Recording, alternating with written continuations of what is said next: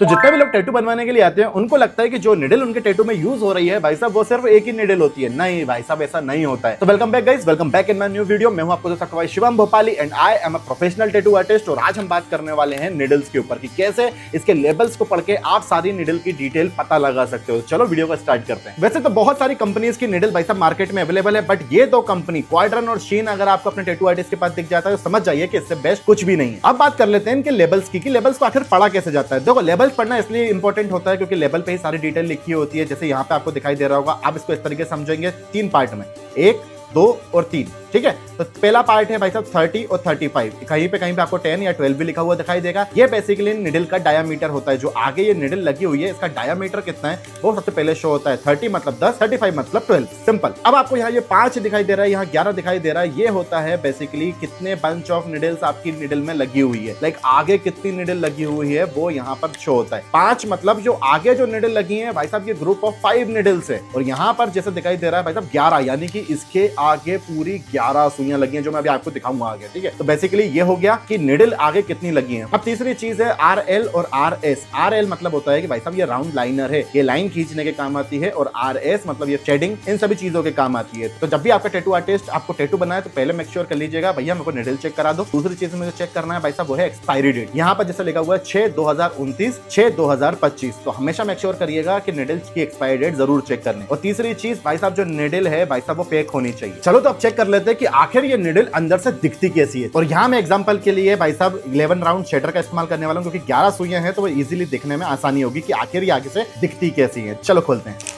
ये है भाई साहब वो निडल, ये जो आपको लगता है ना कि ये एक ही सुई है, नहीं भाई साहब ये एक सुई नहीं है। चलो अब इस निडल को अंदर से देखते हैं कि लगती कैसी है। अब आप ध्यान से देख पाओगे कि ये निडल आगे से 11 मतलब ये जो आपको निडल्स आगे से बंच दिखाई दे रहा है, देखो यहाँ तक तो निडल एक अलग है, बट यहाँ से बंच बनना चालू हो जाता है जो कि 11 निडल्स का बंच है। सेम जिसमें ये 5 लिखा है इसे में यहाँ पर भाई साहब 5 निडल्स लगी हुई होती हैं। जो ये आगे के निडल्स हैं ये बेसिकली 5 है और ये इसमें 11 है। तो अगर आपको लगता है कि जो निडल आपको यूज हो रही है वो सिर्फ एक है तो ऐसा नहीं है। निडल दिखने में एक है बट उसके आगे बंच ऑफ डिफरेंट निडल्स लगी हुई है। सो आई होप सो कि अब आपको कुछ समझ में आया हो निडल के बारे में। तो वीडियो पसंद आया हो तो लाइक करके जाइएगा और ऐसे ही मनोरंजक टैटू से रिलेटेड नॉलेज पाने के लिए फॉलो जरूर कर लीजिएगा। और हाँ, वीडियो को सेव जरूर कर लीजिएगा कहीं खो ना जाए, और शेयर कर दीजिएगा सो दैट कि आपके दोस्त लोगों तक भी ये वीडियो पहुंच पाए। तो चलिए अब मैं आप लोगों से लेता हूं अलविदा, क्योंकि कुछ और कंटेंट लेके दोबारा आना भी तो है। ठीक है ना, चलो बाय बाय।